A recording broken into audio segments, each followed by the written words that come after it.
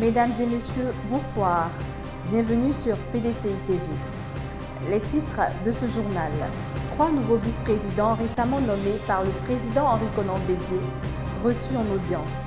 Secrétariat exécutif, ce que le professeur Maurice Kakougui-Kawe dit à propos de la caution pour les élections présidentielles d'octobre 2020. Les ministres Gilbert Bleulené, Gueux Michel et M. Kwasi Yao, nouvellement promus vice-présidents du PDCI-RDA, sont allés le mardi 3 décembre 2019 traduire leur reconnaissance au président Henri Konan Bédié. Le PDCI-RDA de plus en plus attractif. Nommé le 29 novembre 2019 au poste de vice-président du PDCI-RDA, le ministre Gilbert Bleulené, le général Gueux Michel et M. Kwasi Yao ont été reçus ce mardi 3 décembre 2019 par le président Henri Konan Bédié, qui était assisté du vice-président Wassena Koné, coordonnateur des activités des vice-présidents du PDCI-RDA. Les nouveaux promus sont venus traduire leur reconnaissance au président Bédié et lui assurer de leur disponibilité à accompagner le PDCI-RDA dans la dynamique de victoire des élections présidentielles d'octobre 2020. Ils se sont exprimés au micro de PDCI TV. Nous sommes venus pour présenter ses visites au président Henri Konan Bédié. En même temps, lui dire merci pour ce grand honneur qu'il a fait de nous nommer à ce poste de vice-président du PDCI-RDA, le parti de l'avant-garde, le grand parti. Recevoir quelques conseils en entendant dans les sur le terrain. Tous les Ivoiriens sont PDCI-RDA d'abord, fouettistes. Ceux qui sont nés avant 1990 sont tous fouettistes. Mon père a été PDCI-RDA et je ne peux pas ne pas choisir PDCI-RDA. Et puis mon cœur a toujours penché du côté du PDCI-RDA. Et donc je suis PDCI-RDA. Les premiers mots, c'est des mots de remerciement au président qui a bien voulu me nommer à cette haute responsabilité au sein du parti. C'est une marque de confiance qui me touche et qui va droit à mon cœur. Et je dirais aux Ivoiriens qu'aujourd'hui, quoi qu'on dise, ce qui est le plus important, c'est de venir au PDCI pour militer parce que c'est là où nous avons toute la sagesse, c'est là où nous avons ce qu'il faut pour ce pays. Vous voyez là sur le plateau 3 vice-présidents qui sont de cette grande région du Tonpi, dans les 3 zones même de la région, puisqu'on a Biankouma, on a Danané et on a Man. Nous avons assez souffert de tout ce qui s'est passé dans cette région pour que nous puissions avoir une réponse positive pour demain. Il vaut mieux qu'on s'adresse au PDCI d'Oufoué-Boigny, au PDCI que nos parents ont connu, que nous avons tous connu d'ailleurs dans notre jeunesse également, et que nous devons continuer de pratiquer.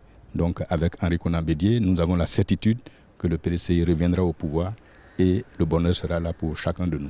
Monsieur le Président m'a fait l'honneur de me nommer au nombre de vice-présidents du parti.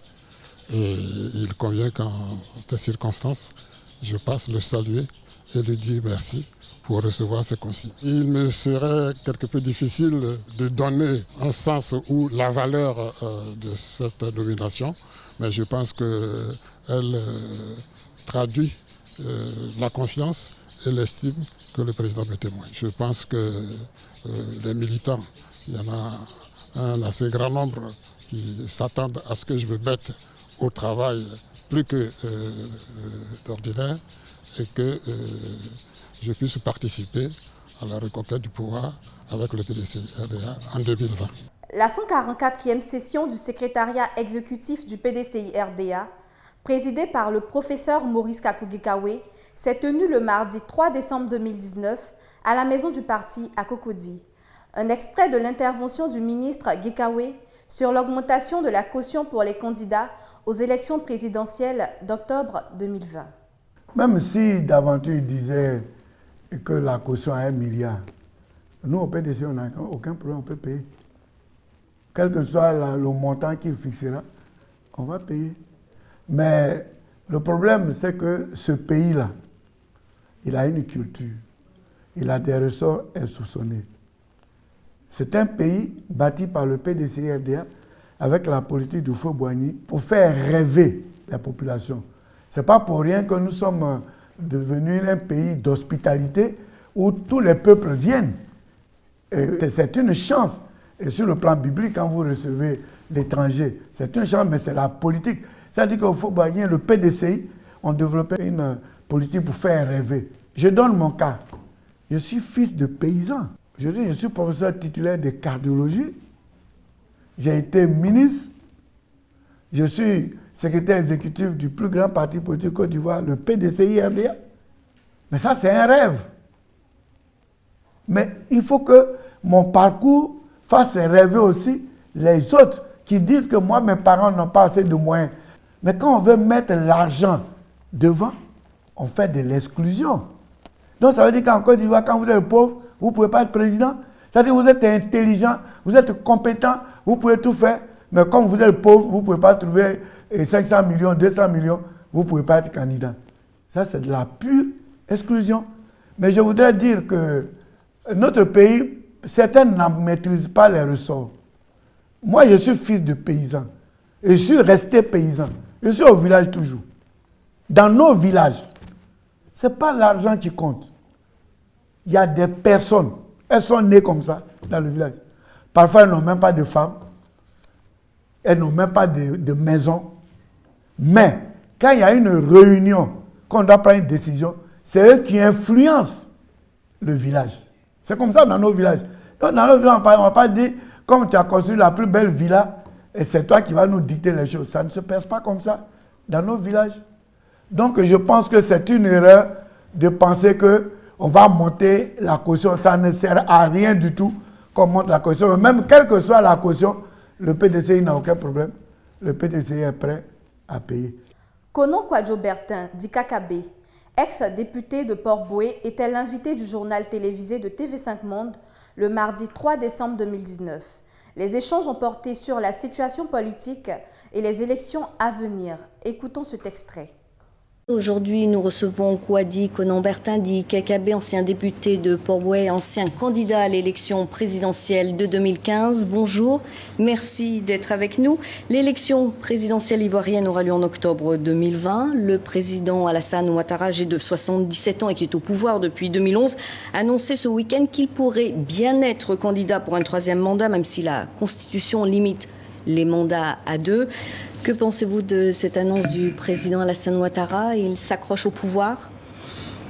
Alors, en l'espèce, ce que nous demandons, c'est l'application de notre Constitution. Une Constitution, elle s'applique, mais elle ne s'interprète pas. Alors, je pense que l'élection présidentielle, c'est une affaire trop sérieuse, trop importante. On est candidat parce qu'on a un projet, mais on ne peut pas en faire un problème d'ego. On demande là tout simplement l'application de la Constitution, il ne faut pas la sortir de conditions. C'est-à-dire qu'il ne se présente pas pour un troisième mandat? Quand on est chef de l'État, ça peut au moins savoir compter jusqu'à 2. La Constitution ivoirienne, en son article 55, dit clairement qu'on ne peut être candidat qu'à 2 reprises, pas plus. Et en Afrique, nous sommes fatigués de tripatouillage, n'est-ce pas, de nos constitutions. Alassane Ouattara a aussi précisé qu'il ne se présenterait que si ces 2 rivaux politiques historiques, Henri Konan Bédié et Laurent Gbagbo, se présentent au scrutin. Chacun irait pour son propre camp. C'est ce que vous avez toujours défendu. Alors, comme je dis, au risque de me répéter, une élection présidentielle en Côte d'Ivoire, ce n'est pas une question d'ego. Ou bien M. Ouattara a un projet, il continue d'être candidat, mais il ne faut pas justement l'assujettir à une condition. Ce n'est pas à lui de décider de qui va être candidat dans les autres partis politiques. Vous êtes convaincu de la victoire du Parti démocratique de Côte d'Ivoire, le PDC, à la présidentielle d'octobre 2020. Pourquoi? Quels sont vos arguments? Oui, parce que depuis que le PDCI-RDA a été injustement écarté du pouvoir, la Côte d'Ivoire ne s'est plus jamais tirée d'affaire. Nous sommes dans une zone de turbulence. Le PDCI-RDA, c'est le seul parti qui peut au moins donner la paix aux Ivoiriens. La Côte d'Ivoire a besoin de paix. La paix par la réconciliation. Est-ce que vous savez, madame, qu'en Côte d'Ivoire, 3 enfants sur 10 ne terminent pas leur cycle primaire? C'est inconcevable dans un pays comme la Côte d'Ivoire, où nous, le PDCI, a consacré plus de 60% du budget à l'éducation. Le PDCI-RDA doit donc revenir, remettre la machine éducative, n'est-ce pas, à l'État de façon à nous occuper de la formation de nos enfants. Et puis, nous devons donc bâtir une société de méritocratie qui veut que, justement, on recrute non pas sur la base, n'est-ce pas, des accointances, mais plutôt sur la base de la compétence. Toutes choses qui sont, justement, la philosophie du PDCI-RDA. La ministre Danielle Boni-Claverie, présidente de l'Union républicaine pour la démocratie URD, a animé une conférence de presse ce mercredi 4 décembre 2019.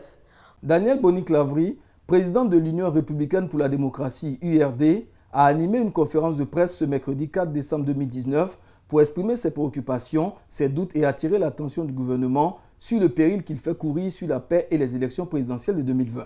L'URD, selon sa présidente, a toujours fait connaître sa volonté de participer à l'élection présidentielle de 2020, mais ceci, pas à n'importe quel prix. À 11 mois de la présidentielle d'octobre prochain, l'URD est inquiète face aux entraves dressées par le pouvoir RHDP qui constituent un sérieux obstacle à la tenue d'élections en 2020. Mon parti élève la voix pour dénoncer les conditions partisanes, arbitraires et confligènes érigées artificiellement par le régime du président Ouattara sur la route qui mène à la présidentielle de 2020. En effet, nombre de critères ne sont toujours pas remplis. Et pour que nous ayons un scrutin juste, transparent, ouvert et incontestable.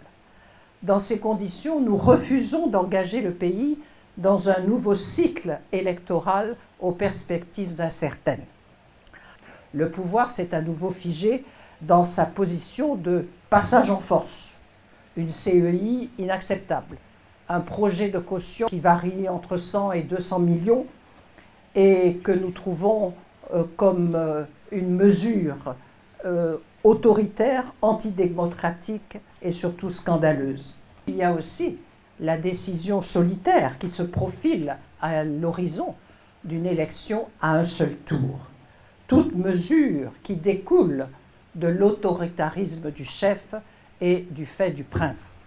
La présidente Daniel Boni-Clavry s'interroge sur la volonté du gouvernement et sur sa capacité à trouver des solutions démocratiques viables qui garantiraient des élections apaisées et irréprochables. Les Ivoiriens sont inquiets et ne veulent plus vivre une crise post-électorale, a-t-elle déclaré, et de marteler que les Ivoiriens n'accepteront pas qu'on leur vole leur vote, leur victoire. De la confection et la délivrance de cartes nationales d'identité contrefaites pour fausser le jeu démocratique à la prolifération de nombreuses armes dans tout le pays sous le silence coupable de nos autorités, la présidente de l'URD a dénoncé les facteurs négatifs qui freinent la tenue des élections présidentielles prochaines. Il faut donc rechercher et garantir la démocratie, gage des droits et des libertés. La démocratie devient donc une exigence. Telle est la conviction de Daniel Boni-Clavry. Le FPI et le PDCI-RDA ont animé conjointement un panel sur le thème « Relever le défi de la réconciliation pour gagner la Côte d'Ivoire ». Ce panel a été organisé par le mouvement Solidarité pour Laurent Gbagbo. C'était le lundi 2 décembre 2019 à l'hôtel Belle-Côte. Le reportage de l'équipe de PDCI TV. Le mouvement Solidarité pour Laurent Gbagbo a organisé une table ronde le lundi 2 décembre 2019 à l'hôtel Belle-Côte, 6 à la Riviera Bonoumé. Cette conférence débat a eu pour thème central « Relever le défi de la réconciliation pour gagner la Côte d'Ivoire ». On notait à cette conférence la présence de plusieurs personnalités du FPI, du PDCI, ainsi que d'autres personnalités des plateformes EDS et CDRP. L'hymne national chanté en chœur par toute l'Assemblée a marqué le début de la cérémonie. Le décor étant planté, M. Maurice Lorugnon, président exécutif du mouvement Solidarité pour Gbagbo, a souhaité la cordiale bienvenue à toute l'assistance. Il a égrené quelques actions menées par son mouvement, actions dont certaines ont abouti à acquitter le président Laurent Gbagbo. Depuis sa création en mai 2014, Solidarité pour Laurent Gbagbo a organisé une série d'activités, produit nombre de déclarations conformément à sa charte et suivant l'actualité dominante. Aujourd'hui, 4 années après la conférence débat du mouvement Solidarité pour Laurent Gbagbo, le contexte politique semble plus favorable pour une vraie réconciliation. Et les Ivoiriens veulent croire au rapprochement historique entre le FPI et le PDCI-RDA. Le ministre Jean-Louis Billon, secrétaire exécutif chargé de la communication, de l'information et de la propagande du PDCI-RDA, par ailleurs panéliste du premier sous-thème, a traduit sa gratitude au mouvement pour l'honneur qui lui a été fait d'exposer sur les promesses d'un rapprochement historique entre le FPI et le PDCI.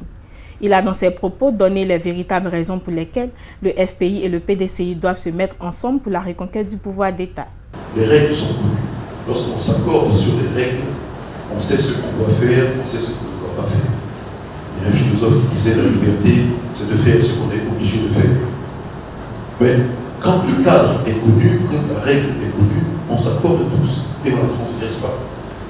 Mais quand on dit que nous sommes en démocratie et que d'autres personnes sont privées de leurs droits simplement parce qu'elles sont posées de penser différemment, c'est une mauvaise chose. Voyez-vous, le FPI et le PDCI s'accordent sur la gouvernance démocratique, s'accordent sur le retour de Laurent Gbagbo et de Charles Goudé, ainsi que de tous les exilés, sans condition préalable. Nous sommes d'accord sur la réconciliation nationale. Elle est nécessaire, pas seulement une réconciliation entre acteurs politiques, mais faire en sorte que les questions foncières soient traitées, faire en sorte que les questions économiques, de concurrence, on a parlé des monopoles, soient traitées, faire en sorte qu'on soit dans un véritable état de droit, avec cette liberté à laquelle nous aspirons tous. À la suite du ministre, Madame Simone Eyive Gbagbo, deuxième vice-présidente du Front populaire ivoirien, a parlé du retour de Laurent Gbagbo, gage d'une vraie réconciliation. Pour ce second sous-thème, l'ex-première dame a fait ressortir 3 problématiques auxquelles elle a répondu en donnant des solutions pour une véritable et sincère réconciliation. Le libellé de ce thème m'inspire les idées forces et les questionnements suivants. Première chose, il y a nécessité aujourd'hui d'une réconciliation vraie en Côte d'Ivoire. Deuxièmement, et c'est une question qu'implique pour nous ce concept de réconciliation. Et puis, troisièmement, quelles sont les conditions d'une réconciliation vraie en Côte d'Ivoire? Pour atteindre ces objectifs-là, nous le disons, nous l'affirmons, nous le croyons, il faut une réconciliation sincère entre les fils et les filles de notre pays. Une réconciliation qui s'étende à tous les ressortissants étrangers même venus vivre sur notre territoire. Et cet exercice-là de la réconciliation va imposer, premièrement, de faire asseoir des groupes qui sont en conflit pour qu'ils règlent leurs différends. Deuxième point, il nous faudra régler l'épineux problème de la sécurité des hommes et de la sécurité des biens. Et cela de façon consensuelle. Troisièmement, il faudra résoudre le problème de l'intégrité et de la souveraineté nationale. Merci de nous avoir suivis. À bientôt pour un nouveau numéro.